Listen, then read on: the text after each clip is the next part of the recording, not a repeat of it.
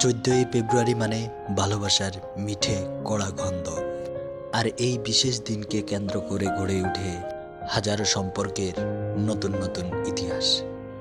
ধরুন তেমনই এক মধ্যবিত্ত অথচ গভীর আবেগে মাখা এক জুটির গল্প। তাদের সম্পর্ক হয়তো খুব একটা জাঁকজমকপূর্ণ ছিল না, বরং ছিল খুব সাধারণ। এক শহরতলির ব্যস্ত স্টেশনে কিংবা কোনো এক লাইব্রেরির কোনায় প্রথম দুজনের চোখাচোখি হয়। সেখান থেকেই শুরু হয় তাদের এক দীর্ঘ পথ চলা।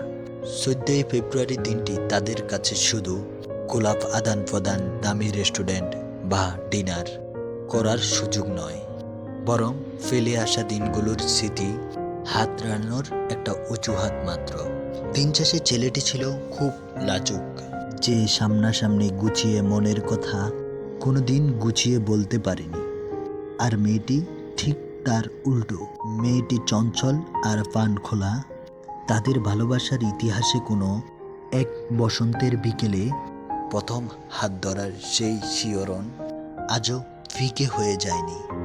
প্রতি বছর ভ্যালেন্টাইন্স ডে এলে বড় কোনো আয়োজন না করে একটা নীরব নিস্তব্ধ লেকের পাড়ে গিয়ে বসে, যেখানে না আছে কোনো নেটওয়ার্ক, না আছে কোনো কোলাহলের শব্দ, আছে শুধু দুজনের নিঃশ্বাসের শব্দ আর না বলা কথাগুলো।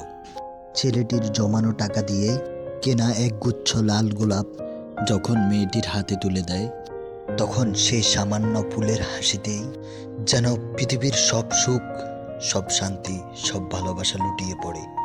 তাদের ভালোবাসার যে জার্নিতে এই হাসি খুশি মুহূর্ত ছিল তা নয়, ছিল অনেক মান অভিমান আর দীর্ঘক্ষণ কথা না বলে থাকার যন্ত্রণা।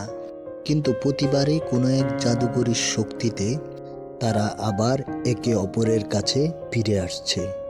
এই 14ই ফেব্রুয়ারি তাদের কাছে এক নতুন অঙ্গীকারের দিন। একে অপরের হাত ধরে ভিড়ের মাঝে হারিয়ে যাওয়ার মাঝেও এক পরম নীরবতা।